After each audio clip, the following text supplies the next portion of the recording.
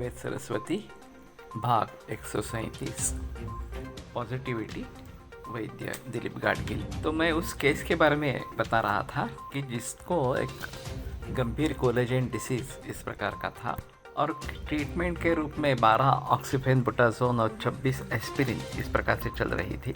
और फिर जब उसको पता चला कि विटामिन सी इसकी दवा है और एस्पिरिन विटामिन सी को नष्ट करता है, तो विटामिन सी का ज़्यादा से ज़्यादा डोज 3 ग्राम होता है मालूम होते हुए भी उसने 10 ग्राम से शुरुआत की, 2.5 ग्राम हर रोज़ बढ़ाया और 25 ग्राम तक डोज विटामिन सी का बढ़ाया और वो पूरी तरीके से तंदुरुस्त हो गया, बीमारी से बाहर निकल आया।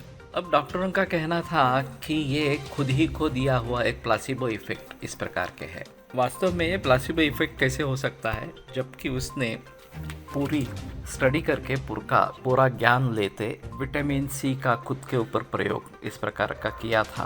अब भी ये मालूम नहीं है कि कितने मरीजों को विटामिन सी ट्रीटमेंट के रूप में दिया जाता है, संधिवात या आमवात के मरीजों को।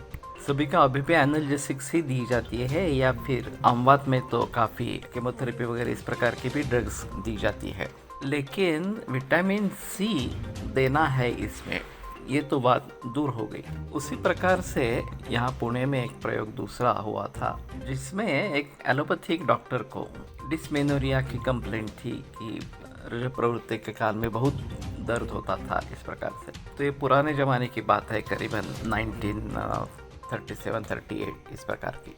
तो उनको सिखाने वाले एक अध्यापक थे, उन्होंने उनको कुछ पुड़िया दे दी और चावल के साथ खाने के लिए कहा। उसको तुरंत ही दूसरे महीने में रिलीफ हो गया और ये दर्द बिल्कुल कम हो गया। तो उन्होंने पूछा कि ये क्या है, तो बोले वो चावल के ऊपर जो हस्क रहता है, आवरण रहता है, उसका चूर्ण है, कोल्डा जिसको कहते हैं, और इसमें विटामिन B1 होता है जो इसके लिए फायदेमंद है।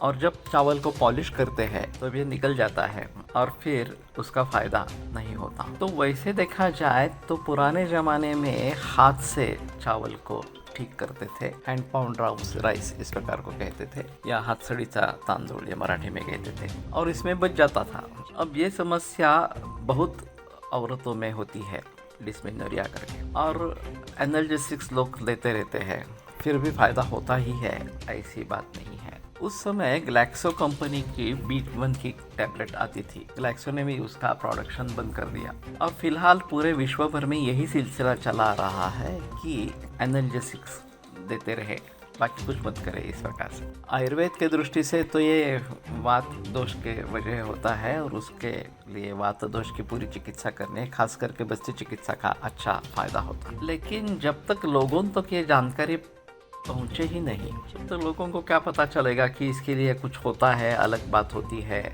अलग चिकित्सा होती है इस प्रकार से। और एलोपैथी में भी इस प्रकार की चिकित्सा उपलब्ध है। तो कहने का तात्पर्य अर्थ ये है कि जो लोग नेगेटिविटी में घुस जाते हैं उनके सामने कोई ऑप्शन आता ही नहीं है। अगर पॉजिटिविटी डेवलप हो जाए, इसके लिए क्या कर सकते हैं, इसके बारे में थोड़ी बहस की जाए, थोड़ी जानकारी इकट्ठा की जाए, तो शायद ये बात बनती है कि हमें कोई मार्ग सूझेगा और उस मार्ग पर चलने पर हमें राहत मिलेगी।